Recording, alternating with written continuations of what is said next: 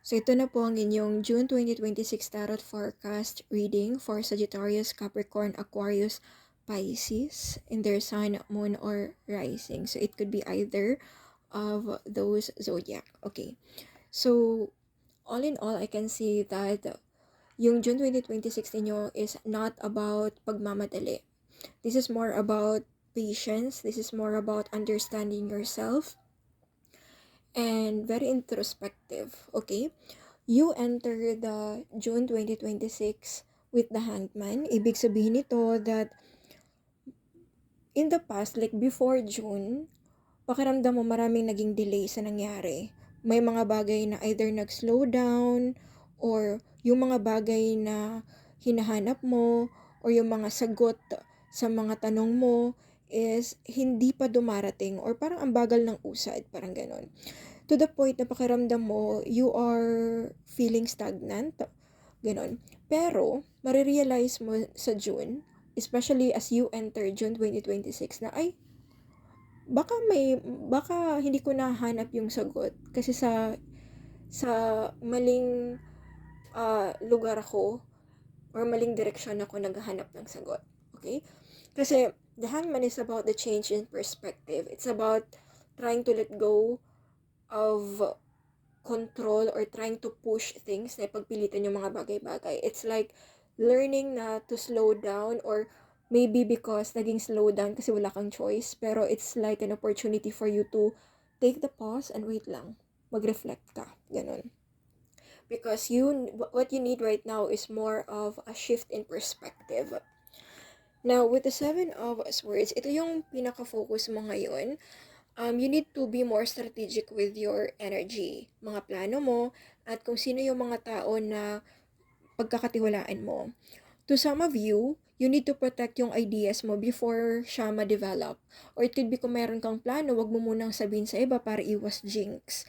And then, dito mo din marang mapapansin yung may iba sa inyo na makakapag-recognize ng mga tao na dishonest or may mga hidden agenda towards you. And another thing then is, June 2026 will also, to some of you, will push you to be honest with yourself kung bakit hindi nag-workout yung mga bagay-bagay. Parang it's like trigger, hindi naman trigger, pero kumbaga parang wala kang choice, pero mahahanap mo talaga yung parang, ay, baka ako yung may mali. Alam mo yun, hindi naman sa palagi kang magsa-self-blame, pero it's like, baka meron kang pwedeng i-adjust, ganon. Yung may iba naman sa inyo is being encouraged to move quietly, or let your success make the noise.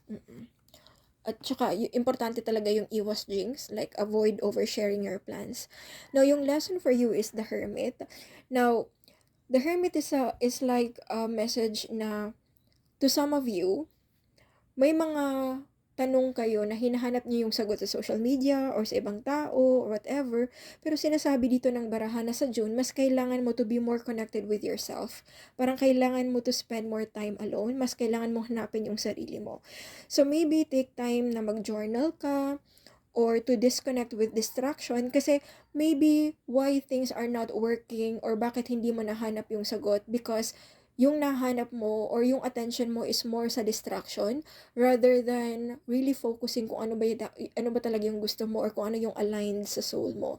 Kasi at the end of the day, kahit meron ng AI or kung ano na yung meron ngayon sa mundo, wala pa rin makakatalo sa iyo in terms of knowing yourself. Although it takes time to be reconnected.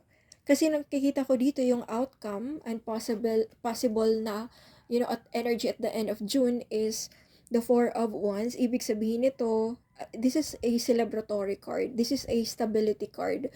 This is also a completion card. So, ibig sabihin nito that yung mga bagay na yung mga sagot na hinahanap mo, masasagot siya this June.